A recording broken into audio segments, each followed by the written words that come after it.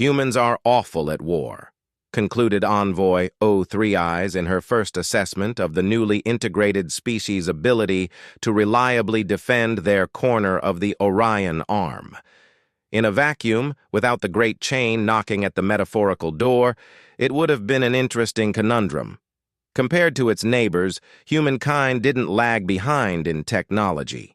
Their understanding of the universe was roughly on a par with that of most Agora species, and while they were a few generations behind when it came to biotechnologies, their material science was nothing to scoff at. Visiting their 50-odd worlds, O3 Eyes witnessed many feats of engineering that humans had every right to be proud of. She saw geoscale windwheels in their gas giants, fusion lanterns warming up icy worlds, O'Neill cylinders housing millions of inhabitants, space elevators stretching out from their garden planets, faster-than-light spaceships glittering at the edge of reality, trailing hyperluminal wakes between the stars. One thing, however, was strangely absent: weapons. It wasn't that humans didn't have conflicts. In a rather amusing episode, O3 Eyes found herself involved in a five-way squabble between human communes, ending up in a close pass between two several terawatt-strong fusion-powered ships. Simply, they didn't seem to have wars. Laser grids on their ships were limited to asteroid defense. The only missiles she could find were used as launchers, and particle beams were nowhere to be found. Their ground forces were effectively non-existent, and, save for a few ballistic submarines lurking beneath the oceans, the humans didn't seem to have much in the way of planetary defenses. The only martial activity they entertained were flower wars, pretend conflicts that served more as spectacle than anything else. O3 Eyes was intrigued. It was extremely rare to find species that were true pacifists.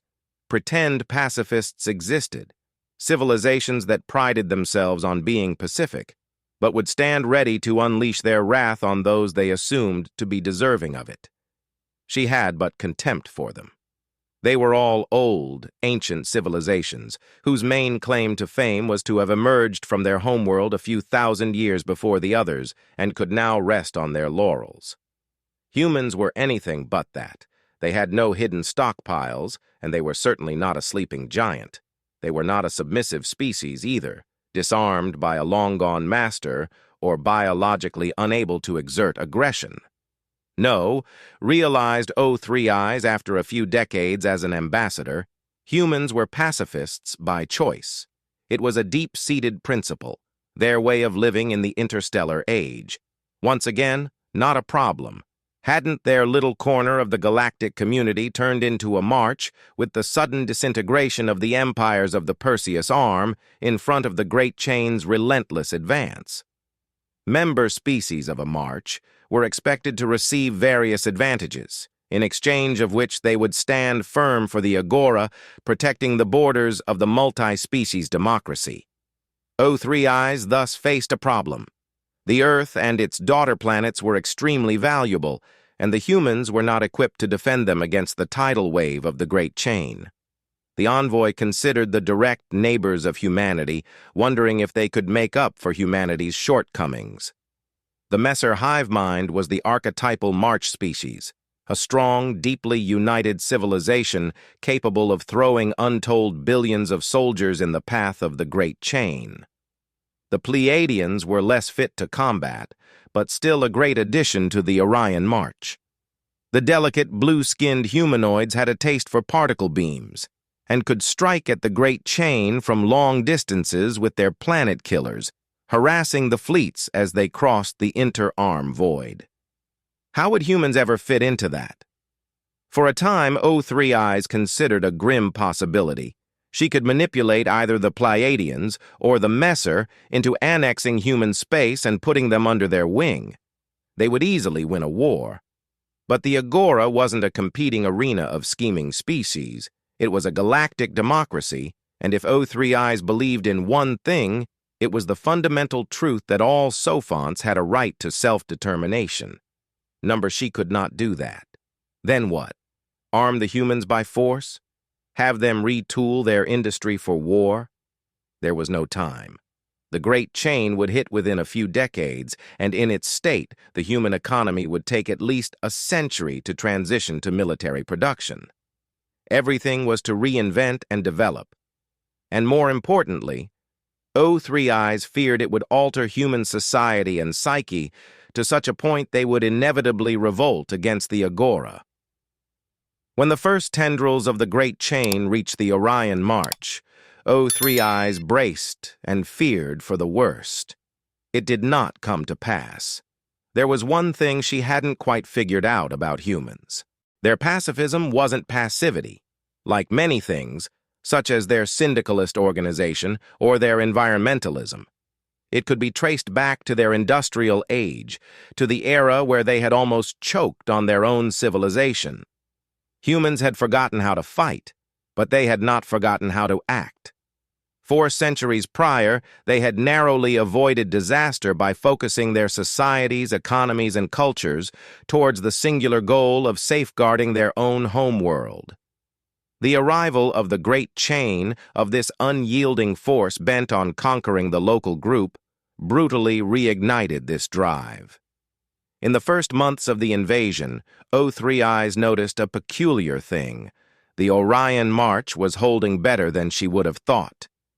The Messer armies were more mobile than usual, plugging gaps in front lines and evacuating lost worlds with a swiftness she had not expected. The fragile Pleiadians replenished their fleet losses much faster than at the height of their previous wars, and always narrowly avoided running out of their precious relativistic kill vehicles. The statistically significant oddities, in both cases, were explainable by human activities. O3 Eyes, just as an idle thought, perused the statistics of human interstellar trade. Holy stars. That was a lot of ships. Several 100,000 at least, and most of them had been spontaneously converted into supply and utility vessels. With human space ideally positioned between the Messer and Pleiadian spheres, the children of the sun could easily transport resources, personnel, and knowledge from one side to the other. Devoid of weapons, entirely designed around speed and capacity, their cargo vessels moved in 100-strong formations, supplementing the supply lines and economy of the other 2 civilizations.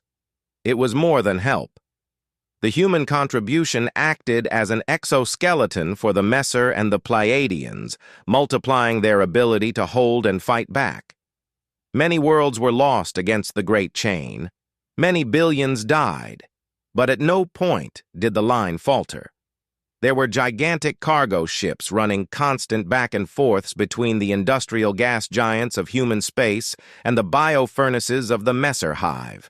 Fast couriers informing Pleiadian artillery stars of Great Chain advances with nary a few days of delay, FTL-capable shipyards following in the wake of interstellar battles, standing by to replenish ammunition and repair damaged vessels, and even a few formidable prime movers.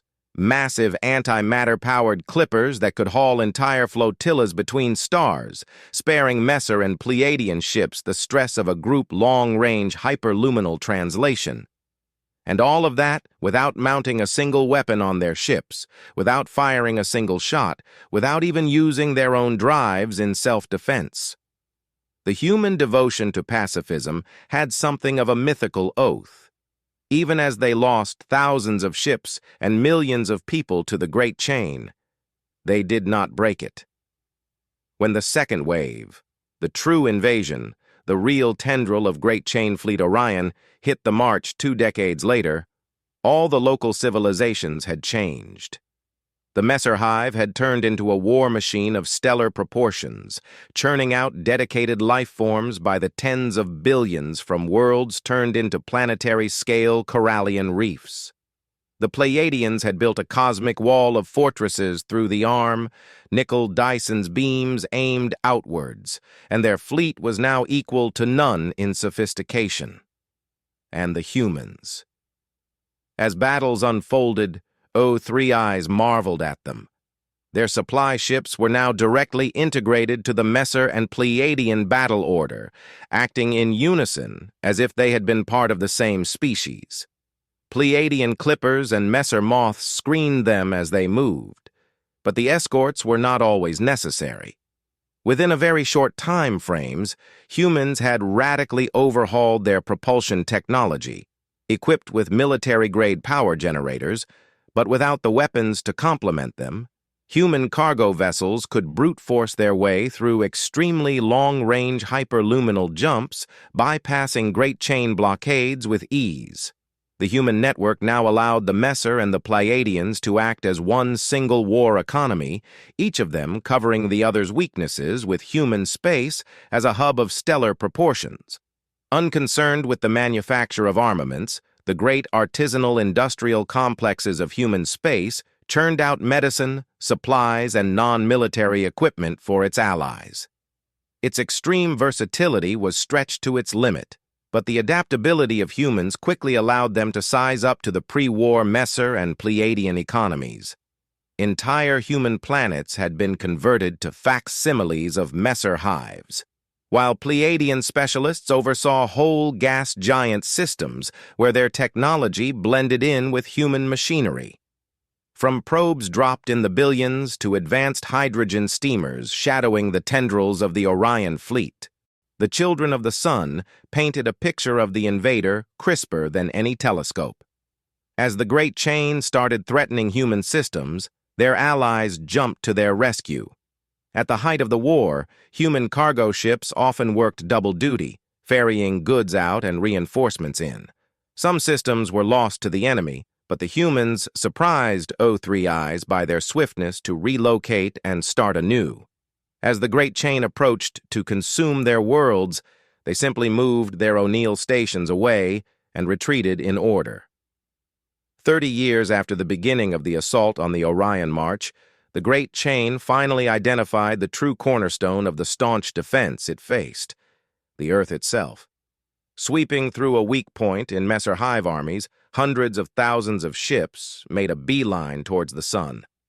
A strategic masterstroke, and a terrible mistake. The three allied races had Great Chain Fleet Orion right where they wanted it.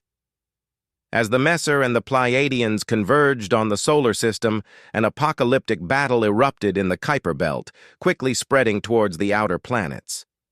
Human supply lines now operated point blank. The geoscale wind wheels of Saturn and the magnetic tethers of Jupiter beamed power directly to Pleiadian laser stars, demultiplying their firepower. Automated asteroid bases manufactured billions of Messer drones, throwing them into the battle instantly. Even as they were overrun, even as they were destroyed, they kept working until nothing was left. Moving sunwards, the partial Dyson plates of Sol fed Pleiadian relativistic artillery stations with untold petawatts of power, firing at Great Chain capital ships near constantly. At the height of the astronomical unit-spanning exchange, human cargo ships delivered Messer hive ships directly into the fray before adding the plumes of their engines to the concert of all-spectrum jamming and interdiction zones crisscrossing the solar system. In a remarkable display of pettiness, humans even used their telescopes to shine powerful lasers at Great Chain targeting drones. The battle lasted for a whole month. Jupiter, Neptune, and Uranus were lost. Saturn held. Mars was bombed. The Earth was briefly landed upon, and for 5 glorious days the Pleiadian elite defended human cities. 1 billion allies died. Sol, now the single most heavily defended system in the Milky Way, braced for a second wave. None came. Of Great Chain Fleet Orion, nothing was left but stragglers. The Orion March had held and the humans hadn't fired a single shot. Yet O3I's colleagues at the Agora agreed on one thing. Victory was theirs. A century later, as the Great Chain was crumbling and in disarray, O3I's visited the solar system once again and was surprised to find a Pleiadian planet killer bearing human identification signals, orbiting in the depths of the Oort cloud. Had the experience of the war finally convinced humankind to arm itself, and with such a terrifying weapon? Upon closer inspection, it turned out that they were in the process of turning the planet killer into the first prototype of an interstellar disco ball.